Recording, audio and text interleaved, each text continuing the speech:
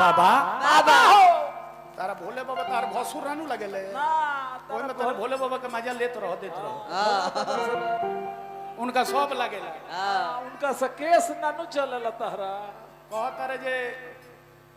जब पार्वती जी के जन्म भइल न तो हिजोड़ो आई रहले से मेन बधाई ओ कोनिए कहो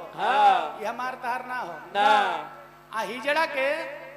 कबो तो ही ना करे के चाहिए ना तो तोहरो कहीं जड़े बना दी है काहे कि भगवान अढ़ाई गो बनौल ही बड़े नर और नारी आ एगो ओ लोग के डिब्बा हाय हाय ले ना तो मार दूंगी हां रे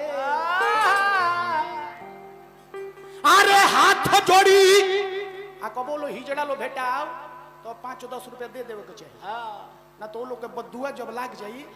सारा कंठी में लता टूटी